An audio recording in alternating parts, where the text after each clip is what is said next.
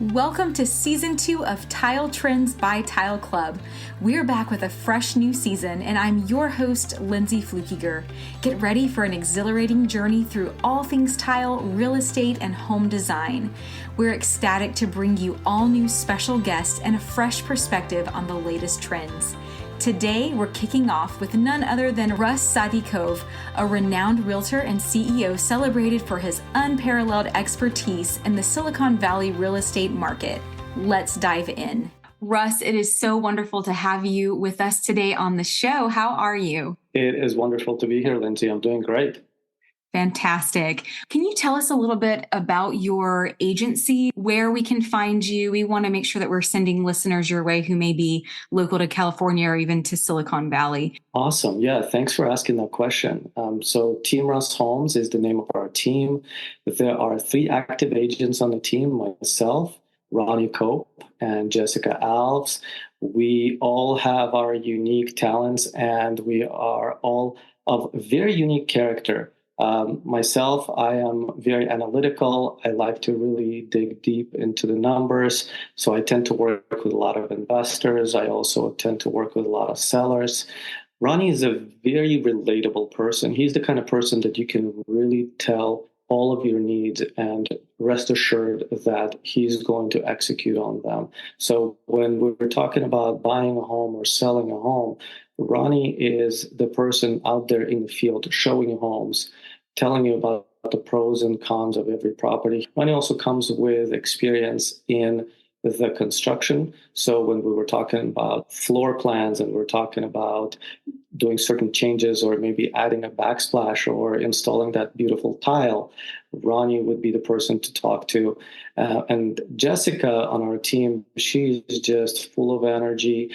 She is extremely, extremely willing to help, and she's super knowledgeable in the Silicon Valley market. And she's originally from the Central Valley, and we're now seeing the Central Valley growing significantly because of its attractive price points.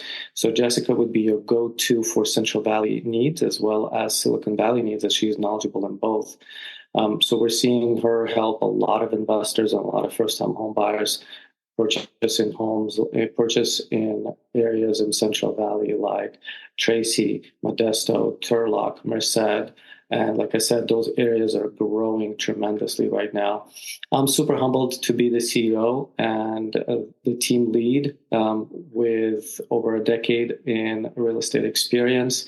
We are operating under the umbrella of Coldwell Banker. So in addition to being a broker of a team, we also have that backing of a very well-known and a very long-standing and trustworthy corporation that has the legal team behind it and that has the transaction coordination team behind it and makes sure all the I's are dotted and T's are crossed. So we welcome anyone who is looking to buy or sell and welcome answering any questions you may have about the real estate market. Fantastic. We will definitely include links to your social, to your website, any information that you think would be pertinent for our listeners that would like to get in touch. We would love to hear more about you and how real estate has become a passion for you. Yeah, absolutely. Well, I entered the real estate industry during a really challenging time, right? It was the aftermath of the subprime mortgage crisis, and many realtors were leaving the market. Which was flooded with bank-owned and distressed properties. This was 2010. It was precisely during this period that my passion for real estate really ignited due to a personal story that I may share later. I really saw beyond those challenges. I saw the opportunity to be part of people's lives during this significant moment of their real estate journey. And that's when I realized real estate is more than just a transaction. It's being there for people's weddings, for helping families find their perfect home for their growing needs, and supporting my clients through job changes. And so I found a deep sense of purpose in guiding individuals and families through these transformative moments. And I feel truly humbled to be part of my clients' lives during these critical transitions. Thank you so much for sharing that. It is for sure a very personal journey. And I love that you've been able to develop a passion and love for your clients and helping them find their forever home. So, Russ, you've built a remarkable career since 2010, helping countless clients navigate the real estate world. We would love to jump into some essential questions for our listeners, especially those looking to buy or sell homes. So, for first time home buyers, what are the top 3 factors they should consider when searching for their ideal home? Yeah, that's a great question. For first-time home buyers, everything starts with location, and you want to find out where you want to live first because real estate journey starts with your lifestyle. And once you determine your location, you want to determine your price range and connect with a real estate lender who can get you a pre-approval so that you're not looking for homes above or below your ideal price range. And finally, you want to consider your growing needs. Real estate is not a 1 month or even a 1 year endeavor. Real estate for most people is a 7 to 10 year endeavor. So you want to look long term. You want to kind of envision what your family is going to look like in 7 to 10 years. Are you anticipating family growth? Are you anticipating any job changes? Those kind of things. So looking into the future and making sure that your home accommodates those future needs as well. Wonderful insight. In a competitive market like Silicon Valley, where you are located, what strategies do you recommend for buyers to make their offers stand out? Another great question. It's so competitive in Silicon Valley, and buyers often struggle with the ups and downs of emotional roller coasters of submitting their offer and not knowing whether their offer gets accepted or not due to such a competitive market. So there's a few things that you can make your offer stand out. First of all, you got to get your financing in order, just like we talked earlier. Get together with your lender, make sure that your loan is fully underwritten. We also work with a few vendors that help our clients get a pre-approval with a cash-like offer. So the stronger your financing looks on the offer, the stronger your chances of getting your offer accepted. Secondly, you want to make other offer terms stand out. Check with the seller's agent and find out what are other things that are important to the seller. Maybe the seller needs a rent back. Make sure to incorporate a rent back into your offer. Maybe the seller wants to take the appliances with them. Sometimes it comes down to little things like that. You won't believe it. And making sure that you take those things into consideration and lay them all out very clearly into the offer goes a long way in making your offer stand out. And we've seen a lot of times our offers get accepted, even though they're not the highest offers in terms of price. Wow, Russ, that's all great information. Thank you for that insight. Shifting to sellers, what are some common mistakes homeowners make when putting their house on the market, and how can they avoid them? So there are a couple of things that sellers can do. While simple things, a lot of times they do get overlooked. And the first thing is overpricing. No matter how great the market is, you never want to overprice your home because everybody has access to the data nowadays. And buyers can do the research and figure out whether your home is priced competitively or if it's overpriced. And even in a competitive market that we have, like today in Silicon Valley, if your home is overpriced, it can actually sit on the market without getting an offer. So overpricing is definitely one of those pitfalls you want to avoid. Secondly, presenting your home. Once you've priced your home competitively, the presentation matters a lot. I used to say 99% of home buyers start their home search on the internet. Well, I think that percentage is 100% now. Everybody starts their home search online. So how your home is presented plays a crucial role, whether that buyer is going to show up at the open house or set a private showing. So making sure that you declutter your home, remove your personal items, and make your home as neutral as possible. And furthermore, work with an agent that provides services and works with a professional stager and get your home fully staged, as staged homes sell a lot faster and for more. It's amazing how much technology has changed the market in ways. So it's fun to hear your perspective on that. You know that our podcast is Tile Trends by Tile Club. So how crucial is the choice of tiles and other building materials in influencing a buyer's decision? I actually have a very interesting story about that. We just recently had a buyer that was touring new construction in a nearby development, and they were touring exact same model in different locations. So two different homes, exact same model. The differences were the finishes. And when you brought up the question of tile and wall coverings, it's such an important factor when selecting a home for buyers. We found in Silicon Valley, and the first home that the buyer toured had that standard 4-inch countertop backsplash extension, which looked nice, and buyers definitely liked the location, and they liked the development, and they weren't really excited about the finishes, but they liked all the other factors about the home. Now, fast forward 10 minutes, they walk into the second model, and the second model has a full wall backsplash, hexagon, white backsplash, nicely tiled all the way up to the stainless steel vent hood. And it was like looking at a completely different home. The buyer got so giddy and so excited. You could see the spark in their eyes.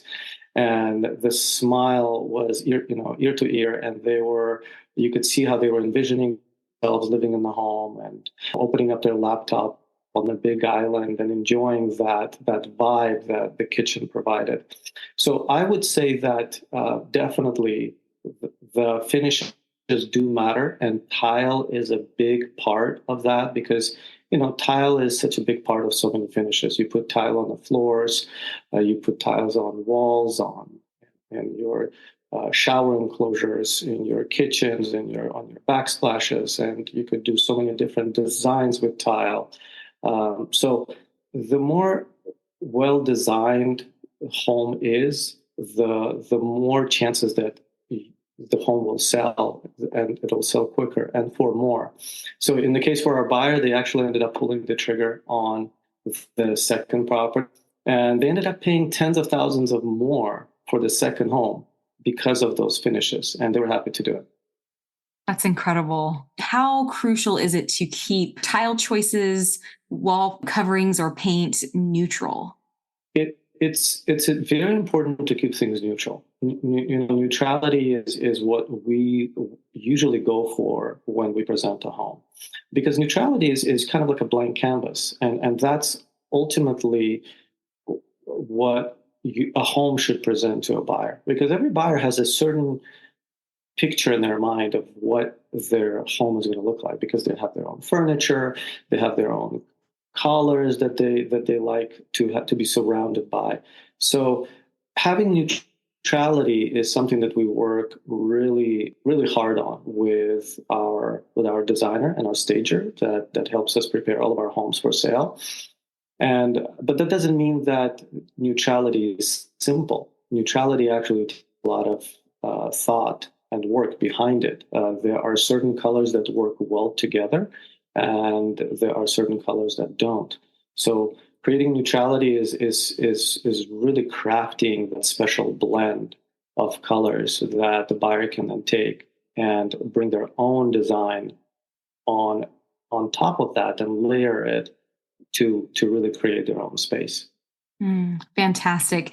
Growing up, my mother kept all of our walls white. We could not paint the walls. She would not let us customize our room or things like that. And she's like, no, when we sell this house, it's got to be white so that a buyer will walk in and just be excited. So for 10 years, we lived in this home, and she was right. The week it was put on the market, that was one of the first things that everyone that put in an offer, they're like, we just love it. It's this blank canvas. So to our dismay, she was right. On that note, I would love to move on to talking about staging. You mentioned that homes that are staged tend to sell faster and better than homes that are not. Do you have any quick, effective staging tips for our listeners today?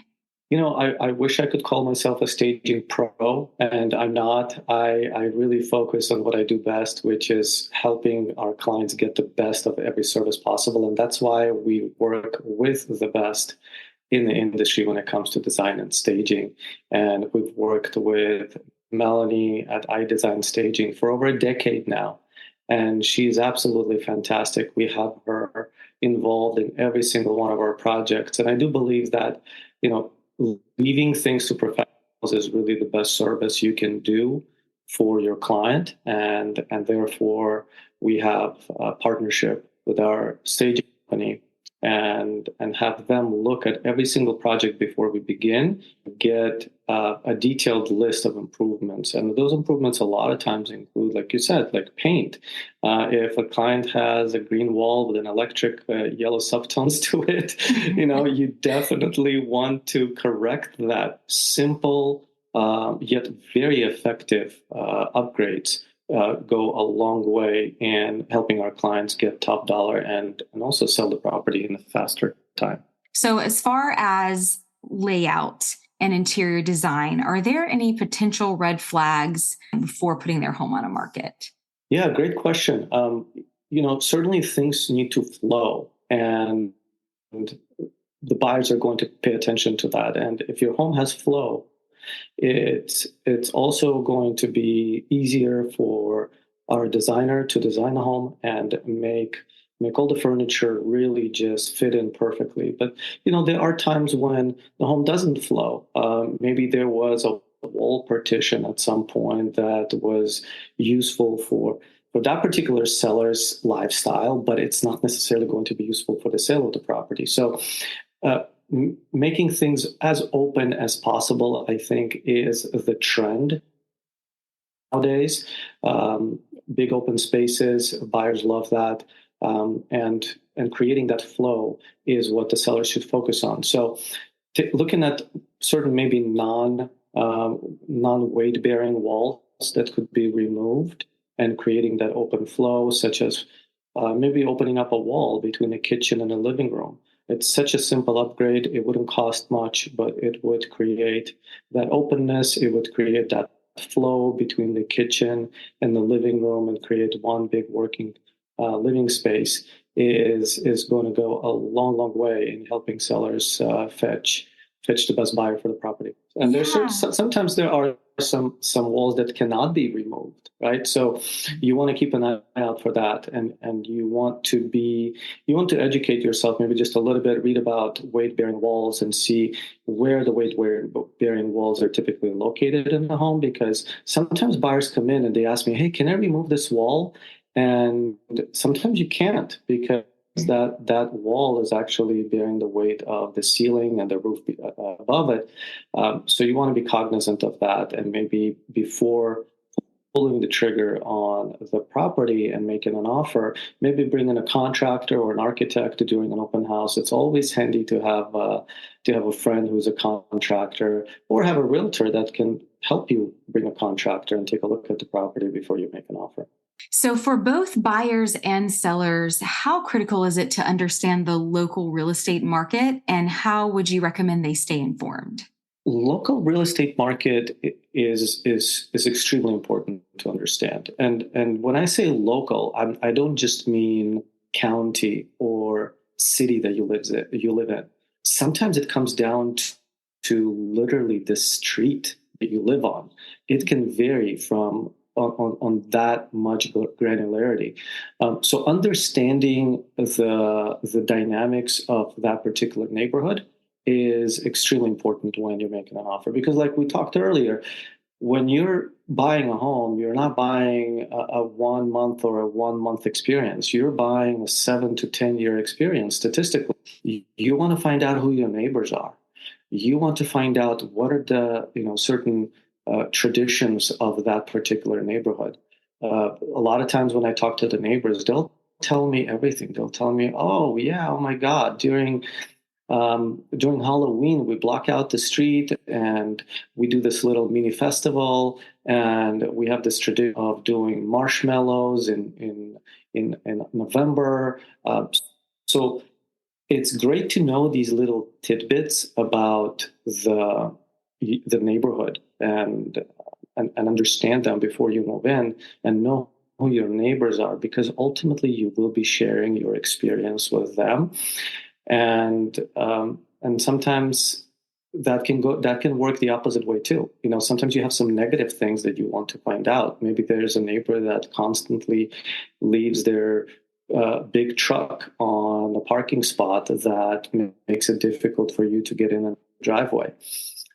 Maybe there's a neighbor that doesn't like to cut their brush back when it needs to, and you end up doing it on their behalf. So those are the kind of things you want to find out and talk to the neighbors. I always encourage my clients to go talk to the neighbors and find out what is the neighborhood like.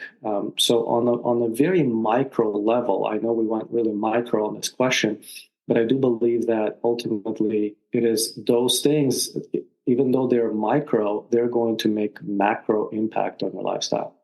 Mm. I love that you zoomed in on that. That was a really great insight. Thank you for sharing that. Can you share some current insights into the trends in Silicon Valley's real estate market and how they compare to the national trends that we're seeing right now? There's different kinds of trends that we can talk about. There's financial trends, there's style trends. I can cover a little bit of both. For style trends, I think we talked at length already about how Silicon Valley buyers prefer homes that are ready to move in. Things are just such fast pace here in Silicon Valley that buyers are willing to pay tens of thousands, sometimes even hundreds of thousands of more, just to buy a home that's turnkey, and they don't have to worry about any improvements in the future. So that's definitely a trend that we've been seeing for a long time in Silicon Valley, and I think it's here to stay as things are not getting any slower here in our area. In terms of financial trends, we're seeing right now we're talking in January of 2024. We've had a big run up in interest rates since last year, and things have just completely changed the landscape, and it really cramped down on the inventory. A lot of homes are off market, and sellers are reluctant to selling their homes because they're locked into low interest rates. They have a mortgage with a 3% rate, and for them to sell a home means giving up that sweet 3% rate and moving on to a 6 to 7% rate. And sellers just simply reluctant to do that. And that, I think, compares and fits really perfectly into a national trend, which is experiencing the same thing. And it's causing a nationwide squeeze in the inventory. It's ultimately, of course, as all things, is going to go away. But how long that takes is really a big question that I think a lot of people are struggling with finding out. If you're a buyer in today's market, I think it shouldn't prevent you from buying a home. Buying a home, it shouldn't be solely a financial decision. Buying a home should be a decision of lifestyle, and it should be a decision of where you see yourself for the next. I keep on reminding about the 7 to 10 year period. It should be a question of where do I see myself for the next 7 to 10 years, and rates are just one part of the equation. There are so many other factors. And Silicon Valley real estate is not getting any less expensive. So the sooner you get in, I think that the better it is going to be for a buyer in today's market over the next 7 to 10 years. What's your one piece of advice for anyone looking to navigate the real estate market successfully? The biggest piece of advice is talk to a real estate agent first. It costs absolutely nothing. We provide free consultations to all of our prospective clients and repeat clients as well, because we love educating our clients about real estate.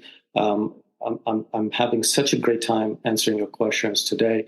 It's really a subject that's very passionate to myself and everyone on our team. So the biggest piece of advice is talk to a real estate agent, understand the ins and outs of real estate before you go to the next step.